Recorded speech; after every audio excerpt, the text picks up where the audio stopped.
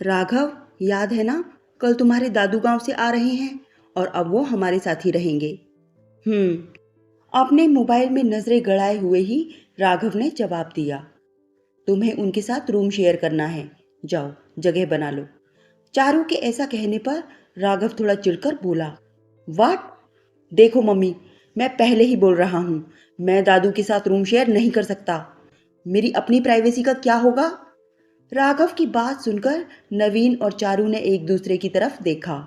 राघव को पूरी उम्मीद थी कि पापा न सही पर मम्मी तो उसका पक्ष लेंगी ही। ठीक है, तो तुम हॉल में सो जाया करना। वैसे भी पापा पहले की तरह कुछ दिन के लिए नहीं बल्कि हमेशा के लिए आ रहे हैं। चारू की बात सुनकर राघव को गुस्सा तो बहुत तेज आया, लेकिन वो जानता था कि उसकी एक नहीं चलने वाली। बस पैर पटकता हुआ वहां से चला गया। नवीन अपने माता पिता की इकलौती संतान है। नवीन के पिता कैलाश जी मेहनतकश किसान थे। उन्होंने जी तोड़ मेहनत करके नवीन को पढ़ाया। कैलाश जी अपने बचपन में पढ़ाई में बहुत होशियार थे और आगे पढ़ना चाहते थे, लेकिन आर्थिक हालातों के चलते ज्यादा नहीं पढ़ सके। अब तो उनके जीवन का एक ही लक्ष्य था, अपने बेटे नवीन को उच्च शिक्षित बनाना। नवीन ने भी अपने पिता का सपना साकार करने के लिए पूरी मेहनत की और उसी का नतीजा है कि आज नवीन मुंबई में एक मल्टीनेशनल कंपनी में ऊंचे पद पर है।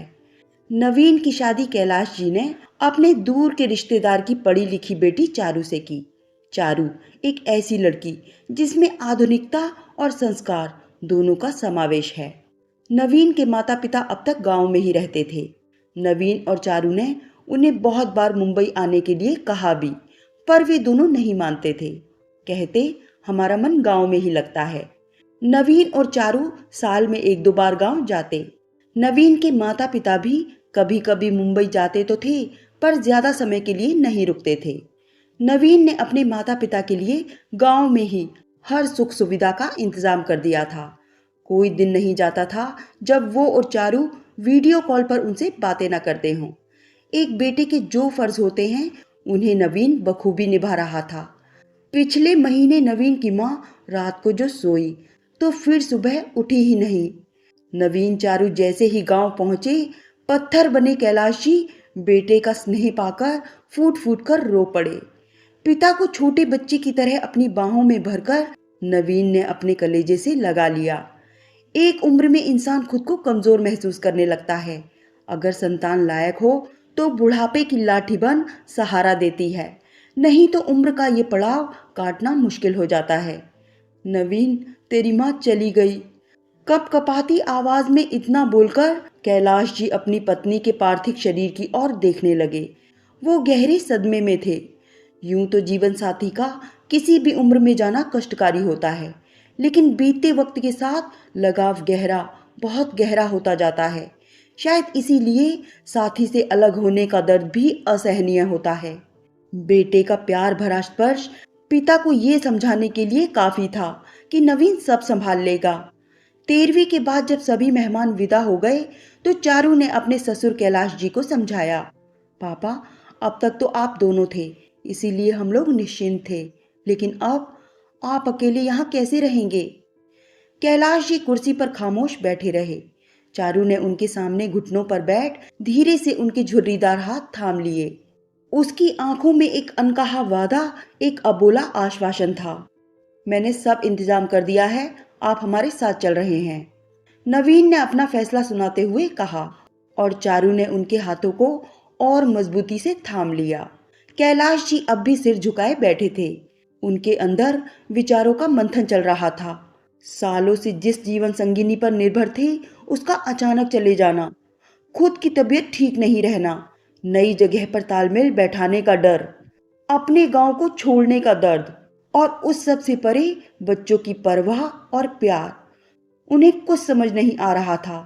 थोड़ी देर कुछ सोचते रहे, फिर चारू के सिर पर हाथ रखकर बोले, ठीक है, लेकिन अभी तुम दोनों जाओ, मैं अगले महीने आ जाऊंगा। बहुत काम है यहाँ, जमीन ठेके पर देनी होगी और भी बहुत कुछ समेटना होगा। नवीन चारू वापस आ गए।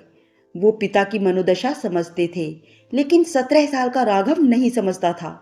नवीन ने कुछ साल पहले ही 2 BHK फ्लैट खरीदा था मुंबई जैसे शहर में इतना बड़ा फ्लैट भी खासा महंगा पड़ता है। फ्लैट बहुत बड़ा नहीं था, इसीलिए राघव से दादू के साथ रूम शेयर करने के लिए कहा गया था। राघव को लग रहा था कि दादू के आने से उसकी प्राइवेसी में खलल पड़ेगा। ऐसा नहीं था कि राघव को अपने दादाजी से लगाव नहीं था। इससे पहले जब भी वो गांव जाता या कैलाश जी मुंबई आते तो दोनों की आपस में खूब बनती थी। लेकिन अब मामला कुछ और ही था। दादू अब मेहमान नहीं बल्कि परमानेंट मेंबर के तौर पर घर में रहने वाले थे। ऊपर से टीनेज राघव का मन समझौते के लिए बिल्कुल तैयार नहीं था। अगले दिन कैलाश जी आ तो गए, लेकिन उनके मन में अब भी एक संकोच था कि अब मुझे बच्चों के घर में रहना है। चारू ने उनका सामान राघव के कमरे में लगा दिया। राघव मन ही मन दादू के आने से नाखुश था, मगर मम्मी पापा के सामने कुछ कहने की हिम्मत नहीं कर सकता था। जानता था कि नवीन अपने पिता को कितना प्यार करते हैं। कैलाश जी ने अपनी नई जीवन शैली से दोस्ती करनी शुरू कर दी। इस उम्र में बदलाव को स्वीकार करना आसान नहीं होता, लेकिन वो कोशिश कर रहे थे। इतने बरसों की अपनी बोलचाल और आदतों को पूरी तरह से बदला नहीं जा सकता था। ये बात नवीन और चारू तो समझते थे, लेकिन राघव के हिसाब से दादाजी उनकी सोसाइटी में अनफिट थे। चारू कैलाश जी का पूरा ध्यान रखती, समय पर परहेज का खाना, दवाई, शाम को अपने साथ ही घुमाने सोसाइटी के पार्क में ले जाती, जहां कैलाश जी की कुछ हमउम्र लोगों से दोस्ती होने लगी। वो सुबह अपने इन दोस्तों के साथ योगा करते और शाम को सैर के बाद कुछ वक्त मंदिर में बिताते। शुरू शुरू में उन्हें लिफ्ट में अकेले जाने से घबराहट होती थी। चारू ने उन्हें अच्छी तरह से समझाया और अकेले जाने के लिए प्रेरित किया। पापा, आप जाइए, मैं यहीं लिफ्ट के बाहर खड़ी हूँ। कोई परेशानी आने पर आप मुझे कॉल कर देना। कैलाश जी पहली बार स्कूल जाते बच्चे की तरह घबरा रहे थे। जैसे ही लिफ्ट से बाहर निकले, सामने नवीन खड़ा था। कैलाश जी के चेहरे की खुशी और आत्मविश्वास देखकर वो उनके गले लग गया। पापा, आज तो आपके लिए हलवा बनना लाजमी है। सच्ची, तू मुझे हलवा खाने देगा? बिल्कुल पापा, लेकिन ज्यादा नहीं। कैलाश जी अब संतुष्ट थे। उनके मन का संशय लगभग खत्म हो गया था। राघव के व्यवहार को वो अच्छी तरह समझते थे और उसका बचपना मानकर उसकी बातों को अनदेखा कर देते थे। राघव हर वक्त चिड़चिड़ाता रहता। वो अपने दादाजी को घर में स्वीकार नहीं कर पा रहा था, या शायद करना ही नहीं चाहता था। उस दिन संडे था। नवीन और चारू को अपने किसी दोस्त के यहाँ लंच पर जाना था। जाने से पहले चारू ने कैलाश जी और राघव दोनों के लिए खाना बनाकर रख दिया था। राघव, हम लंच पर जा रहे हैं। तुम्हारा और दादू का खाना मैंने बना दिया है। दादू 2 बजे खाना खाते हैं। माइक्रोवेव में गर्म करके उन्हें खाना खिला देना। उन्हें दवाई लेनी होती है। ठीक है मम्मी, राघव ने लापरवाही से जवाब दिया और मोबाइल में बिजी हो गया। कैलाश जी गीता का पाठ कर रहे थे और राघव अपने दोस्तों के साथ ऑनलाइन गेम खेल रहा था। आज बिना किसी रोक टोक के खेलते हुए उसे वक्त का होश ही नहीं था। 2 बजे के करीब कैलाश जी को भूख लगी। उठकर देखा तो राघव हेडफोन लगाए मोबाइल में बिजी था। इतना बिजी कि उसे दादू की आवाज तक सुनाई नहीं दी। कैलाश जी वापस अपने बिस्तर पर जाकर लेट गए। उन्हें भूख लग रही थी, साथ ही समय पर दवा भी लेनी थी। मन में आया कि खुद ही खाना लगा ले, लेकिन उन्होंने कभी माइक्रोवेव में खाना गर्म नहीं किया था, इसीलिए हिचक रहे थे। ठंडा खाना वो नहीं खा पाते थे। 3:30 बज गए और राघव अब भी अपने मोबाइल में लगा हुआ था, पर अब भूख बर्दाश्त के बाहर थी। कैलाश जी उठकर रसोई में गए। कांच के बाउल में दाल थी, दूसरे में गोभी मटर की सब्जी।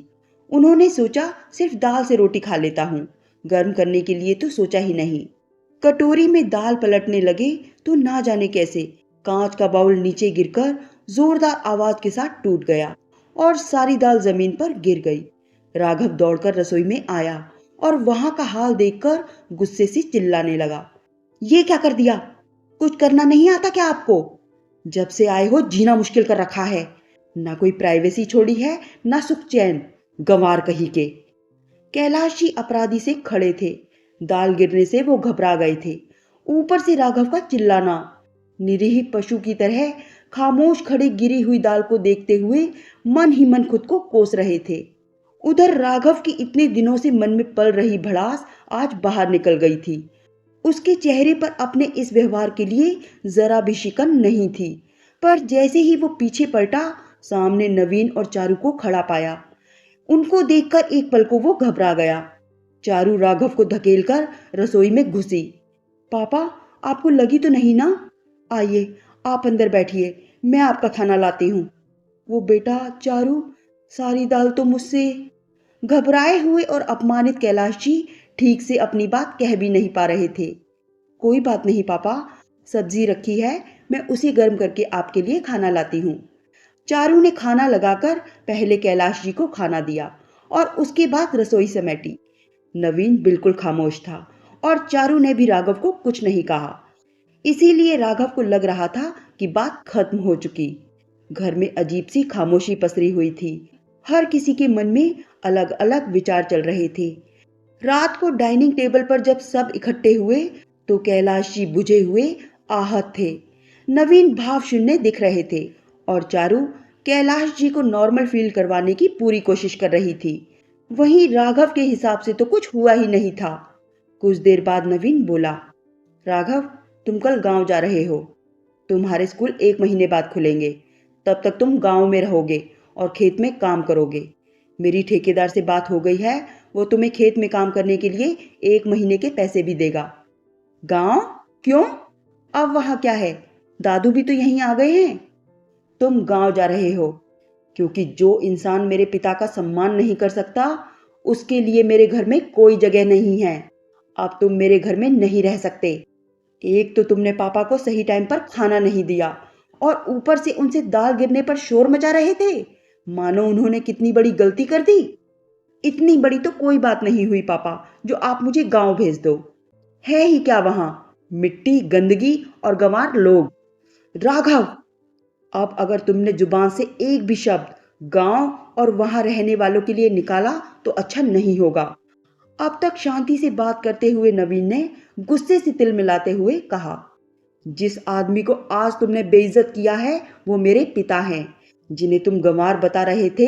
उन्हीं की बदौलत आज यहाँ डाइनिंग टेबल पर बैठकर एसी की ठंडक में तुम पेट भर खाना खा पा रहे हो। तुम्हारे महंगे स्कूल की फीस जा रही है, तुम्हारे शौक पूरे हो रहे हैं। बस कर नवीन, बच्चा है वो, हो गई गलती, जाने दे बेटा। कैलाश जी की बात सुनकर नवीन बोला, जाने दूं? नहीं पापा, अब इतना छोटा नहीं रहा ये। रही बात गलती की तो इसे अपनी गलती लग ही कहाँ रही है। इसके हिसाब से तो इसने कुछ गलत किया ही नहीं। परिवार के सबसे बड़े सदस्य पर चिल्लाकर, मेरे पापा से ऊंची आवाज में बात करके, उन्हें गवार कहकर भी इसने कोई गलती नहीं की है। राघव, जिन्हें तुमने आज गवार कहा है ना, उनके पैरों की धूल भी नहीं हो तुम। मैंने देखा है अपने पापा को मेहनत करते, एक एक पैसा जोड़कर मुझे पढ़ाते हुए।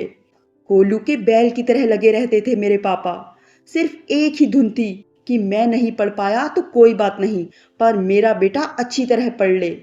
और आज वही बेटा अपने पिता के अपमान को बर्दाश्त कर लेगा? ये तुमने सोच भी कैसे लिया? चारू बिल्कुल खामोश बैठी थी। उसके हाव भाव से साफ पता चल रहा था कि वो भी नवीन की बात से सहमत है। शायद ये फैसला दोनों ने मिलकर ही लिया था। ये घर मैंने बनाया है, लेकिन इसकी नींव का पत्थर मेरे पापा है राघव। उम्र के इस पड़ाव पर ही बच्चों की जरूरत होती है। आज तुम उनसे ऊंची आवाज में बात कर रहे हो तो कल हमें तो तुम घर से ही निकाल दोगे। खाना खाकर अपनी पैकिंग कर लेना, मैंने ट्रेन के टिकट करवा दिए हैं। ये सब सुनकर राघव हक्का बक्का रह गया। उसकी आंखों से पश्चाताप के आंसू बहने लगे। अब उसे एहसास हो चुका था कि अपने दादाजी का अपमान करके उसने कितनी बड़ी गलती की है। वो तुरंत अपने दादाजी के पैरों में गिर पड़ा और उनसे माफी मांगने लगा।